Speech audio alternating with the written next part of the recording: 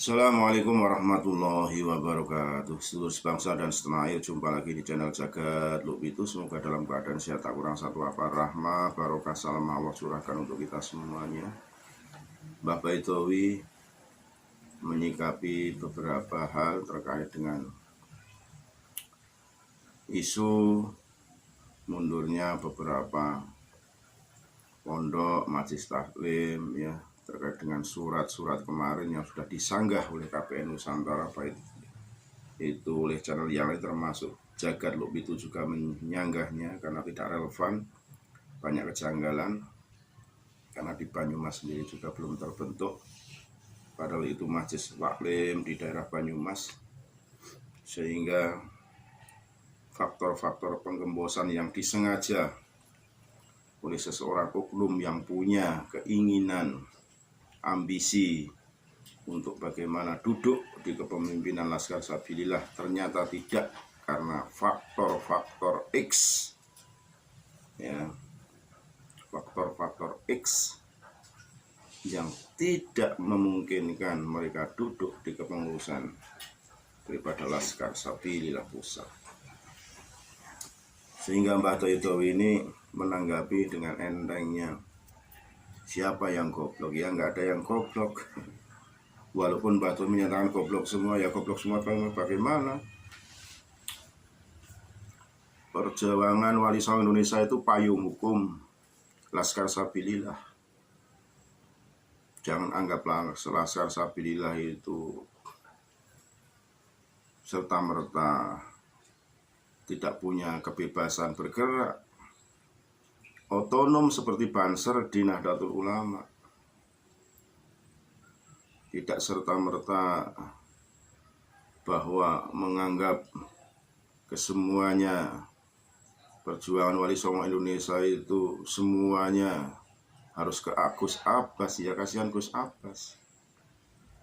Perjuangan Wali Songo Indonesia ini sebagai payung, adus ada pendiri, ya, karena nama Laskar Sabilillah itu banyak kesamaan sehingga kalau dilegalitaskan mempunyai beberapa kendala terkait kesamaan nama dan sebagainya, sehingga harus ada payung hukum di dalamnya. Maka terbentuklah perjuangan Wali Songo Indonesia sebagai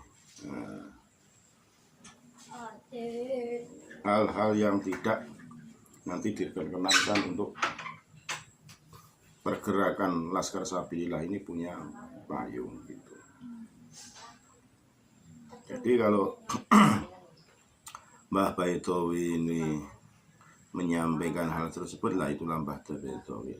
Kita tidak usah terlalu pusing-pusing memikirkan Mbah Baitowi, karena Mbah Baitowi tetaplah Mbah Baitowi yang seperti itu, apa adanya, dan dialah untuk menanggung suara dari manapun, suara termasuk suara dari langit, kan begitu. Juga bagaimana Mbah Baitowi kritik keras kepada Said Qori, ya, Gus Arya dan lain sebagainya, karena mereka itu sudah melangkah sendiri-sendiri. Tapi saya yakin kalau perjuangan didasari hanya karena ambisi sesaat, karena hanya cuan dan sebagainya, ya akan ambruk atau rungkat dengan sendirinya. Berjuang tanpa polemik tidak akan kuat. Pohon tanpa diterpa angin tidak akan kokoh. Sama halnya dengan Laskar Sabilillah, perjuangan Wali Songo. Banyak yang gembosi, banyak yang menyatakan keluar dari hal-hal yang wajar. Mereka bilang apa, ya kita harus backup, kita harus beri keseimbangan lah. Kalau sudah nyinyirin Laskar Sabilillah, kita sebagai penyeimbang merasa dibully di ini, ya belum siap dalam perbedaan, kan seperti itu. Kalau saya seperti itu, mereka berani nyinyirin, kita beri keseimbangan dalam media sosial agar pembelajaran edukasi pada masyarakat itu paham, ya jangan lantas sakit hati, bingung sana sini, ngantem sana sini, telepon sana sini, seperti anak kecil gitu kan. Jelasnya mari kita simak penuturan Mbah Baitowi terkait bagaimana Laskar Sabilillah ke depan. Sekali lagi mohon maaf ya kali Assalamualaikum warahmatullahi wabarakatuh. Kita harus membuat organisasi yang banyak karena kita butuh sekali. Assalamualaikum Gus Fuad.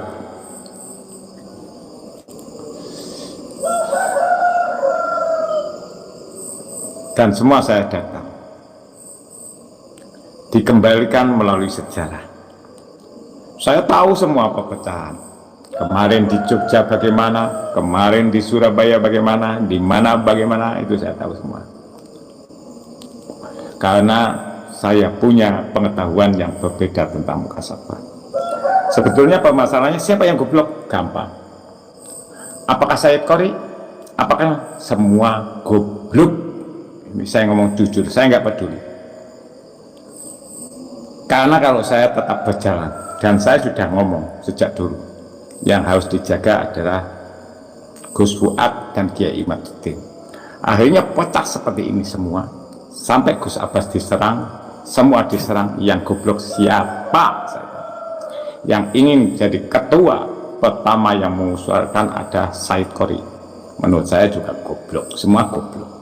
Karena kenapa saya ngomong goblok? Kamu tahu PWI atau enggak?